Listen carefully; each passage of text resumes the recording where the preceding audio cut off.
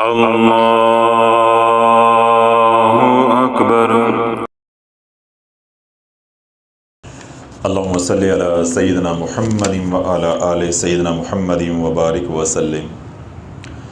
اگلا سوال، جس طرح یہ پہلا سوال تھا وہ بڑا اہم تھا، یہ سوال نمبر 2 بھی اپنی جگہ پہ بہت اہم ہے۔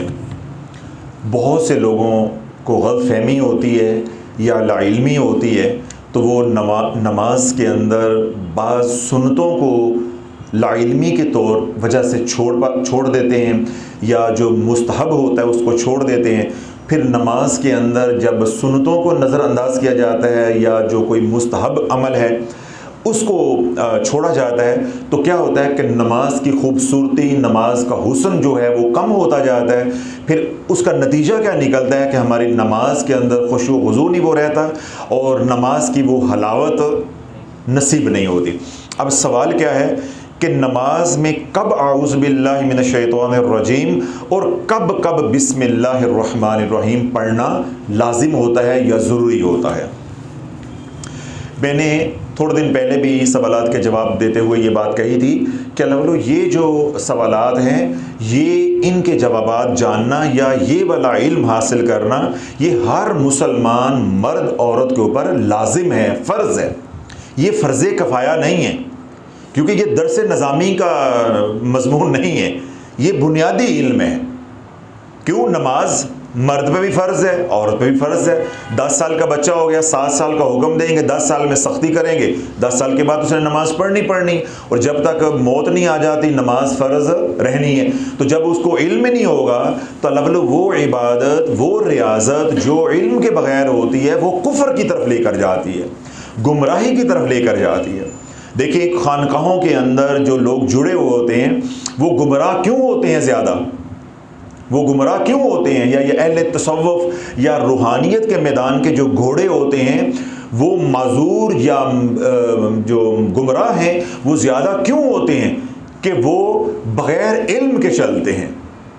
جو خواب دیکھا اس پہ چل گئے، جو روحانی کیفیت ہوئی، کشف ہوا اس پہ چل گئے، ان کو شریعت کا علم نہیں ہوتا، اس پہ وہ پرکھتے نہیں ہیں، تو اپنے خوابوں پہ، اپنے پیر کے خوابوں پہ، اپنے پیر بھائی کے خوابوں پہ وہ چل پڑتے ہیں، تو وہ گمراہ ہو جاتے ہیں۔ تو بے نہیں اللہ والو، جب ہم شریعت کی دنیا میں جو بنیادی علم ہے، ضروریات دین کا جو علم ہے وہ حاصل نہیں کریں گے تو ہمارے اعمال کے اندر دم خم نہیں ہوگا۔ اب ایک مسلمان نماز پڑھ رہا ہے، اسے یہ معلوم ہی نہیں ہے کہ اعوذ باللہ من الشیطان الرجیم کہاں پڑھنا ہے اور بسم اللہ الرحمن الرحیم کہاں پڑھنا ہے، اور اگر وہ پڑھ رہا ہے تو اسے یہ معلوم نہیں ہے کہ اعوذ باللہ من الشیطان الرجیم پڑھنا فرض ہے، واجب ہے، سنت ہے، مستحب ہے۔ بے نہیں بسم اللہ شریف جہاں جہاں پڑھ رہا ہے، پڑھ وہ ہو سکتا رہا ہو، لیکن اسے یہ معلوم نہیں ہے کہ یہ واجب ہے، فرض ہے، سنت ہے یا مستحب ہے۔ پوری نماز کے اندر چاہے وہ نماز ہو فجر کی، ظہر کی، عصر کی، مغرب کی، عشاء کی، 5 نمازوں میں کوئی بھی نماز آپ پڑھیں گے، کوئی بھی نماز پڑھیں گے، چاہے آپ فرض پڑھیں، چاہے آپ سنتیں پڑھیں، چاہے آپ نوافل پڑھیں، اعوذ باللہ من الشیطان الرجیم صرف ایک بار پڑھا جائے گا۔ کتنی بار پڑھا جائے گا؟ ایک بار۔ دوسری بات، یہ ہمیشہ صرف پہلی رکعت کے اندر پڑھا جائے گا۔ 2 باتیں۔ تیسری اور آخری بات یہ ہے کہ یہ ہمیشہ ثنا کے بعد پڑھا جائے گا۔ بس یہ 3 نقطے آپ نے یاد رکھنے ہیں، 3 نقطے یاد رکھنے ہیں آپ نے کہ اعوذ باللہ من الشیطان الرجیم جب آپ تکبیر تحریمہ پڑھیں گے، اللہ اکبر آپ نے ہاتھ باندھ لی، اب آپ کیا پڑھیں گے؟ ثنا، سبحانک اللہم و بحمدک، یہ ثنا آپ نے پڑھی۔ ثنا کے بعد آپ پڑھیں گے اعوذ باللہ من الشیطان الرجیم۔ بس پوری نماز کے اندر چاہے وہ فرض پڑھ رہے ہیں، چاہے وطر پڑھ رہے ہیں یعنی واجب پڑھ رہے ہیں، چاہے سنت موقدہ پڑھ رہے ہیں، چاہے غیر موقدہ پڑھ رہے ہیں، چاہے کوئی تہجد کے نوافل پڑھ رہے ہیں، پہلی رکعت کے اندر ثنا کے بعد آپ اعوذ باللہ جو ہے وہ پڑھیں گے ایک بار۔ یہ مسئلہ آپ سمجھ آ گیا؟ دوسری رکعت کے اندر اعوذ باللہ نہیں پڑھی جائے گی۔ اب اگلا جو مسئلہ ہے یا اگلا اس کا سوال کا دوسرا حصہ ہے کہ نماز کے اندر کب بسم اللہ شریف پڑھی جائے گی، कब कब बिस्मिल्लाह शरीफ पढ़ी जाएगी। देखें, आउज़ बिल्लाह का मसला मैंने बताते हुए क्या कहा कि ये सिर्फ पहली रकत में पढ़ी जाएगी। और कब पढ़ी जाएगी? सना के बाद। अब आपने तकबीर तहरीमा कही, अल्लाहु अकबर, हाथ बांध लिए, सना पढ़ी, अब आप क्या पढ़ेंगे? आउज़ बिल्लाहि मिनश शैतानिर रजीम। अब आगे क्या पढ़ेंगे? बिस्मिल्लाहिर रहमानिर रहीम। इसके आगे क्या पढ़ेंगे? सूरह फातिहा। सूरह फातिहा से पहले बिस्मिल्लाह शरीफ पढ़ना सुन्नत है। अब यहाँ ज़रा तवज्जो रखनी है। मैंने क्या कहा था, कुछ लोग पढ़ते हैं लेकिन उन्हें ये मालूम नहीं है कि ये वाजिब है, ये फ़र्ज़ है, ये सुन्नत है या ये मुस्तहब है, या मैं ये पढ़ूंगा तो क्या मिलेगा, अगर नहीं पढ़ूंगा तो सजदा साहब होगा या नहीं होगा, गुनाह होगा या नहीं होगा। यानी मामले की बारीकी का इदराक नहीं है। मामूल के मुताबिक बस बचपन से पढ़ा हुआ है, बस वो पढ़े जा रहे हैं, नहीं पढ़ रहे तो नहीं पढ़ रहे। आउज़ बिल्लाह सिर्फ 2 रकतों की नमाज हो तो एक बार ही पढ़ा जाएगा। 4 रकतों की नमाज फ़र्ज भी हो तो एक बार, 3 रकतों की नमाज फ़र्ज हो तो एक बार, सुन्नतें हों तो तब भी एक बार, अगर आप नफल 2 पढ़ रहे हैं तब भी आउज़ बिल्लाह एक ही बार पढ़ी जाएगी। वो मसला आपको मैंने उसकी वजाहत कर दी, वो मैंने समझा दिया। पहली बार आप बिस्मिल्लाह शरीफ पढ़ेंगे, सना के बाद जब आउज़ बिल्लाह पढ़ेंगे, सूरत फातिहा शुरू करने से पहले बिस्मिल्लाह शरीफ पढ़ना सुन्नत है।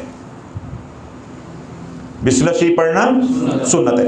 अब पहली रकत के अंदर भी आप सूरत फातिहा पढ़ेंगे, ठीक है, ज़ाहिर है दूसरी रकत के अंदर भी सूरत फातिहा पढ़ेंगे।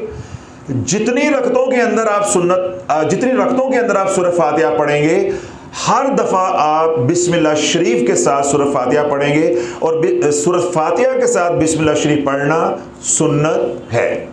मसला समझ आ गया? अब हमने नमाज शुरू की, मिसाल के तौर पे 2 रकात नमाज फ़र्ज फजर। अब हमने तकबीर तहरीमा पढ़ी, अल्लाहु अकबर, हाथ बांध ली, सना पढ़ी, आउज़ बिल्लाहि मिनश शैतानिर रजीम, बिस्मिल्लाहिर रहमानिर रहीम। अब आगे क्या पढ़ेंगे? सूरह फातिहा। अल्हम्दुलिल्लाहि रब्बिल आलमीन अर्रहमानिर रहीम मालिकि यौमिद्दीन इय्याका नअबुदु व इय्याका नस्तईन इहदिनस सिरातल मुस्तकीम सिरातल लज़ीना अनअमता अलैहिम गैरिल मग़दूबि अलैहिम वलद्दालीन आमीन। यहाँ आगे अब आप क्या करेंगे? सूरत मिलाएंगे। बात आ गई ना, मैं आप घेर के ले आया हूँ आपको इस नुक्ते पे। अब आप मेरे से आंखें नहीं मिला रहे, हजरत साहब, ऐसी तो गलती होती है, ऐसी तो गलती होती है। अब आपने क्या करना है? यहाँ सूरत मिलानी है। अब अवामुन नास आम तौर पे सूरतें पढ़ती है आखिरी 10, और अक्सरियत क्या पढ़ती है? कुल हु अल्लाहु अहद, सूरह असर, सूरह कौसर, इससे छोटी छोटी सूरतें पढ़ते हैं। यहाँ मसला बड़ी तवज्जो के साथ सुनना है।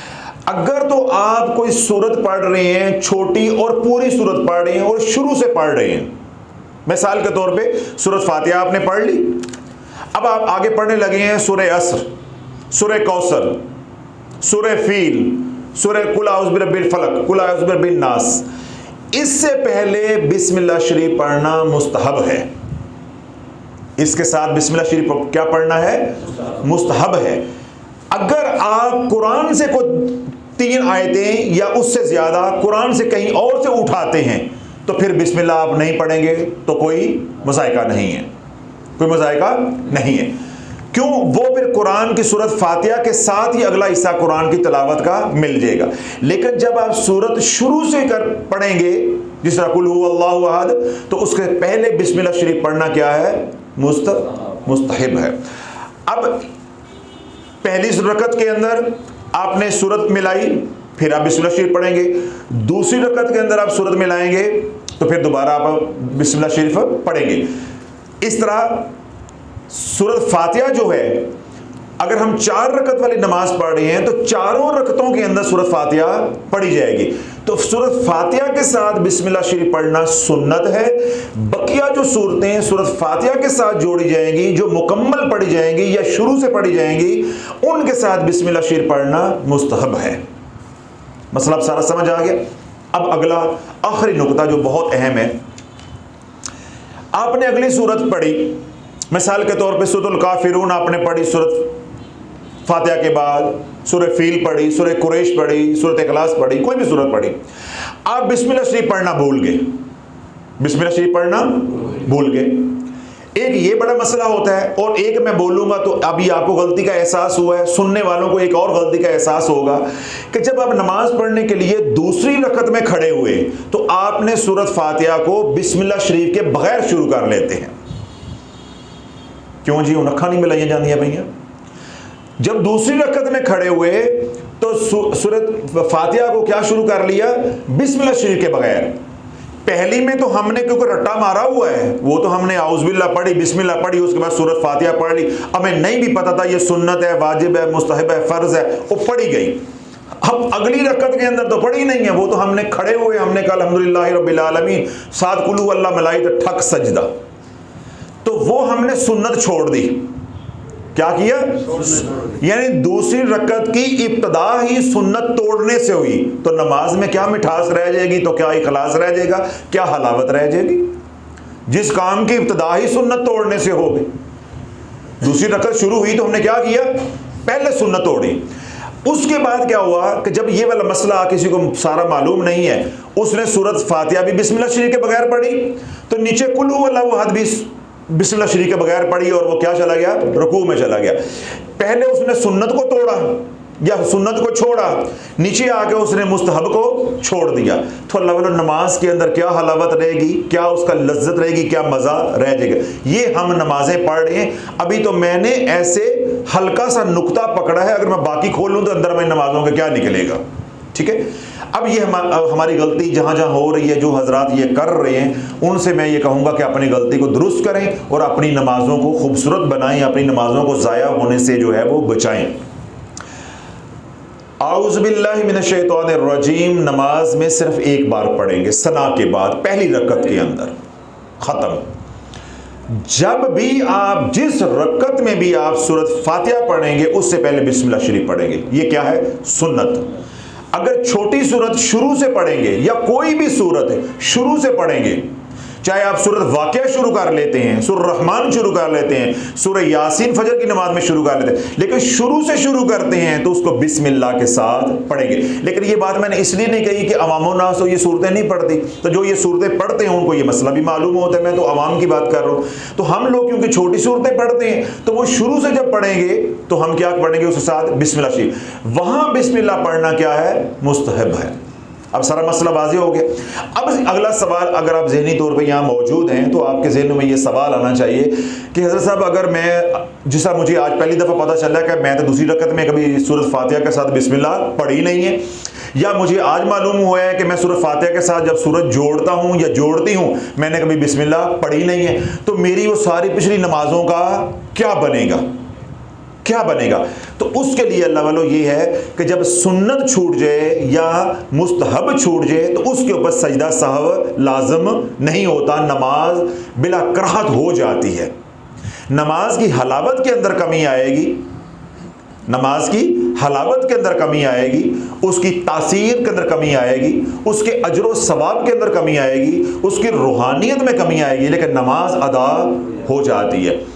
یعنی آخری بات اور مختصر یہ کہ سنت چھوٹ جائے نماز کے اندر، مستحب کوئی نماز کے اندر غلطی سے رہ جائے تو اس کے اوپر سجدہ سہو کرنا لازم نہیں ہوتا۔ ہاں اگر آپ اس کے واجب کوئی آپ توڑ بیٹھیں یا بھول جائیں تو پھر آپ کو سجدہ سہو کرنا لازم ہوتا ہے۔ ہم نے آج کون سی بات کی ہے؟ سنت کی اور مستحب کی۔ یہ اگر رہ جائے گی تو اجر و ثواب میں کمی آئے گی، حلاوت میں کمی آئے گی، روحانیت میں کمی آئے گی، خشوع و خضوع میں کمی آئے گی، کیف میں کمی آئے گی، کیفیات میں کمی آئے گی، لیکن نماز ادا ہو جائے گی۔ تو آج کے بعد انشاءاللہ العزیز ہم ان سنتوں کا بھی اور جو جہاں جہاں بسم اللہ پڑھنا مستحب ہے اس کا بھی خیال رکھ کے نماز پڑھیں گے کہ جب پڑھ ہی رہے ہیں تو ہم ان کا خیال رکھیں۔ خاص طور پہ دوسری رکعت کے اوپر جب آپ نگاہ رکھیں گے تو 2-4 دن کے اندر انشاءاللہ آپ کی عادت جو ہے وہ ہو جائے گی کہ جب میں دوسری رکعت میں کھڑے ہو کے سورۃ فاتحہ پڑھنی ہے، تیسری میں پڑھنی ہے، چوتھی میں پڑھنی ہے، اگر اکیلے نماز پڑھ رہے ہیں تو میں نے بسم اللہ شریف کے ساتھ سورۃ فاتحہ پڑھنی، کیونکہ یہ سنت رسول علیہ الصلوۃ والسلام ہے۔ اور اس کے ساتھ جب میں کوئی سورت ملاؤں گا اور شروع سے سورت ملاؤں گا، چاہے کوئی بڑی سورت ہو، چاہے کوئی 30ویں سپارے کی چھوٹی سورت ہو، آخری صورتیں ہوں، تو اس کو میں بسم اللہ شریف کے ساتھ پڑھوں گا، وہ کیا ہے؟ مستحب ہے۔ اور جنہوں نے آج یہ بیان پہلی بار سنا یا یہ مسئلہ پہلی بار سنا ان کے لیے یہ ہے کہ جو ہو گیا ہو گیا، چودھری شجاعت والا فارمولہ استعمال کرو، مٹی پاؤ۔ کیا کرو؟ مٹی پاؤ. تو آئندہ خیال کرو. اللہ مجھے بھی آپ کو سب کو سمجھ کی توفیق عطا فرمائے.